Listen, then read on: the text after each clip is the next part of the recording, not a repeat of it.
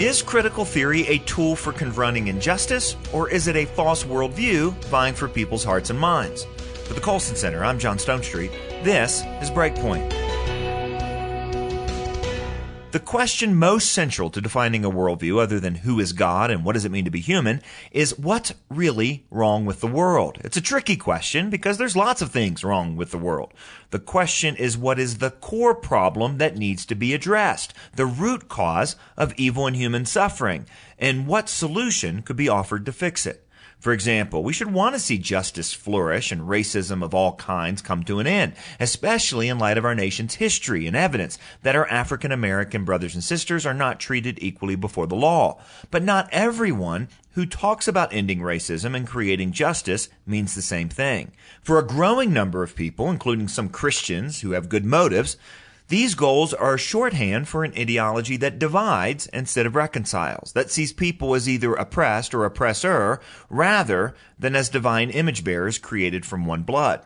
The ideas of critical theory, especially since the horrific killing of George Floyd, have become a central part of our national conversation. Once largely limited to the academy, these ideas have trickled down, the way that ideas do, to the media, through popular culture, and now into the cultural imagination. Even those not familiar with the term critical theory will likely recognize some of its central tenets.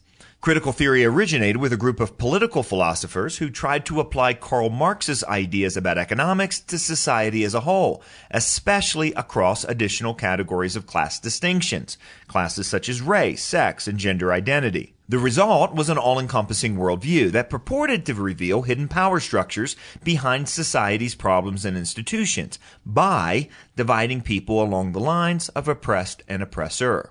As Colson Center Senior Fellow and historian Glenn Sunshine explained recently in an episode of the Theology Podcast, critical theory, like the classical Marxism it borrows from, views human beings in purely materialist terms.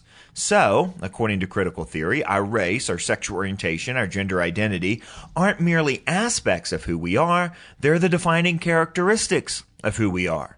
In each of these areas, we're either part of the oppressed groups or we are oppressors.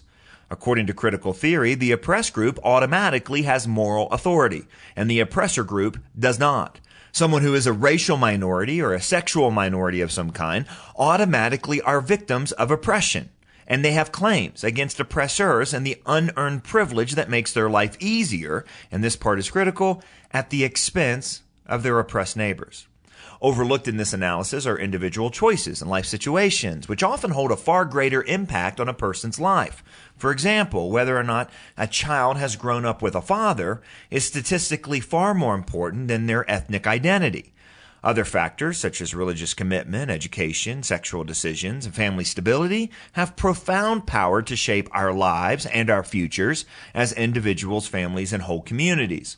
Critical theory, however, ignores every other factor or squashes it into the oppressor-oppressed dynamic.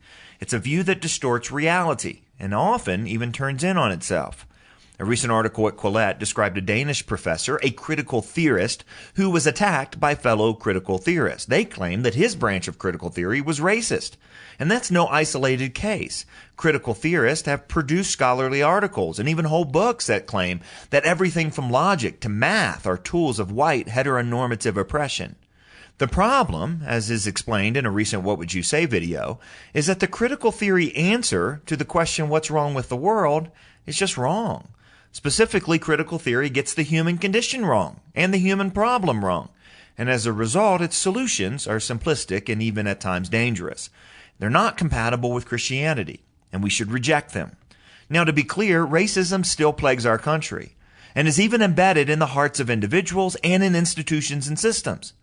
We can reach this conclusion by care, by listening, and by statistical data, not to mention how the Christian worldview describes the cause and the condition of fallen humanity.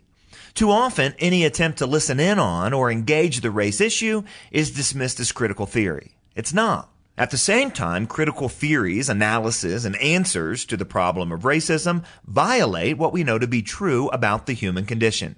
Only the biblical story frames for us human value, human sin, and human hope. And that allows us and causes us to confront racism wherever it rears its ugly head, without embracing a theory that sees people as nothing but their race.